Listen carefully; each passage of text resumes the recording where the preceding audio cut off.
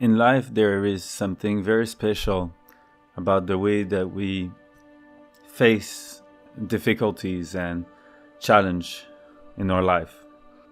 Most people, as we age, find it more and more difficult to deal with everyday stresses that life brings us. The different things that makes our daily lives challenging becomes more and more difficult to deal with.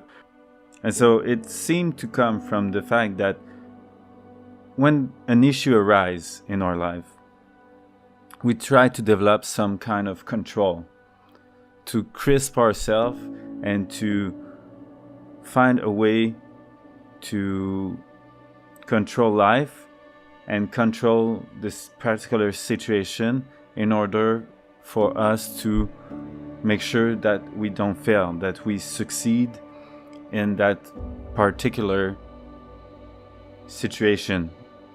The more we desire to succeed in that particular domain or situation, we tend to develop more and more stress. If we really want to have a degree or succeed at a very important exam, we will become more stressed, we'll study more and more, put more and more energy into making sure that we succeed. And it might work for a while. Sometimes it can work for a very long time. But at some point it becomes a difficulty because we begin to develop a mindset from this way of seeing the world that when we want something, there's only some kind of way to address issues. And so if you want something, you will develop a kind of idea of how to get from where you are to where you want to be. And you will walk that straight path that leads to the success. And if we simply get blinded by our objective and what we want, we will find it more and more difficult to maintain the amount of energy necessary to actually succeed, and thus growing more and more stress in our life about the things that we want. And so it's a very particular way to see the world, to try to get from one point to another in a straight line. It is very rare in nature that you will see it work in that way, in straight lines. It does happen sometimes, but most of the time in nature we can see that the path to succeed is adaptive. It's going to consider the environment in which the subject is.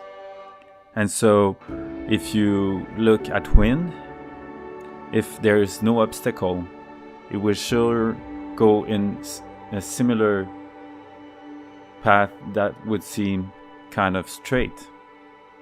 But as soon as it meets the tiniest resistance, it would adapt to it and adjust its trajectory to find the path of least resistance. The branch that tries to get to the sun or the light, it will rarely go directly towards the sun, but instead go sideways to end up where the light is more abundant. And if it would try to simply go upwards, the branch would probably die from exhaustion trying to go through all of the other branches of the tree, trying to go directly to the sun instead of going where is the actual light. Although the sun could be seen as the ultimate objective, and following the light is the way you adapt to the environment and the situation. And so we see that the amount of wind that it would take to blow away a mountain for the wind to pass through would be unimaginable. And so it would make little sense for the wind to try to go through the mountain, as it's not in its first nature to blow the mountain away. But it still want to go in some kind of line. It still wants to go in its direction.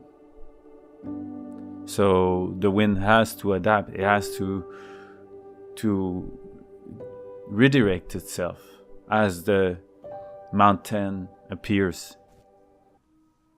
When we hear these examples, it seems almost kind of silly, because it makes so much sense for us to think about the wind as something that adapts itself to the shapes of the landscape, and for the tree to follow the light. It seems like it's not much of a lesson or not much of something special. But yet, we as humans have most of the time a really hard time learning from these behavior or these patterns of nature. In our relationship towards everything, we tend way more to simply focus blindly on what we desire and try to get there as soon as we can, more than actually taking into account some kind of a broader view of thing to find the better way, the better path to actually get to that point, to that desired state. For a very simple example, very, very deep in human nature, most war were actually to try to create some kind of good, to create safety, to fight off some kind of enemy that would be even worse than war. And so as we try to fight evil, we exhaust ourselves so much trying to get rid of evil to find good or peace, that we find ourselves so exhausted that we are almost unable to build anything good after this. We put our energy trying to blow the mountain. We put our energy towards going through the branch of the trees instead of trying to adapt to the situation. Because there is sure situations that aren't perfect, but if you look around, most of the time, there is a way around it that is way more easy to attain than simply trying to go through it. But as we tend to forget all of this. We'd rather blow the mountain away so to not lose sight of the direction we're trying to go.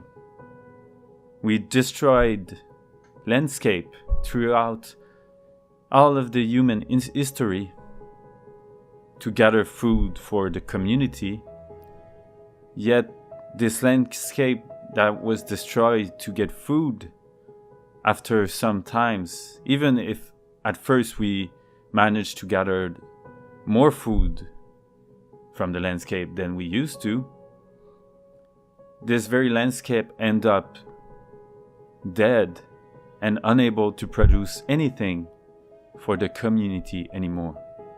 Because we failed at all of those points to see the patterns and the element needed that we actually destroyed for this landscape, for this environment to thrive and to deliver the abundancy that we so strongly sought for.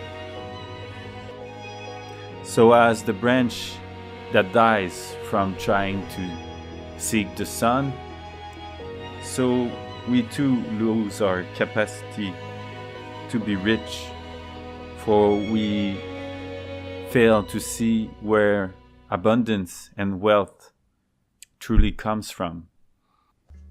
And so the question naturally arises of how can we as humans act as the wind, direct ourselves as the branch of the tree, to be in harmony with our environment through everything that we desire, to find the better path to what we seek.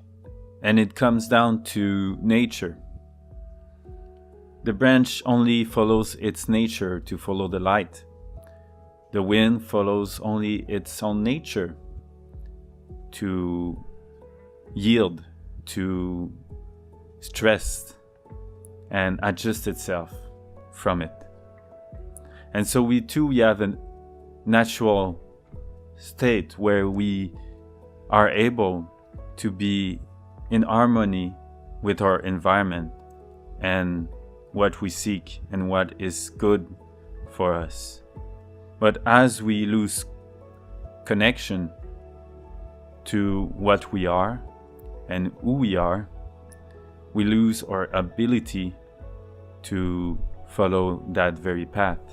When the goal becomes more important than our nature, when where we want to be is more important than where we are now and who we are, we lose ourselves to the object of our desires. In a way or another, the main quest is not the objects that we seek, but it is the reconnection of our deepest state of being that allows us to naturally act in harmony with who we are and where we are.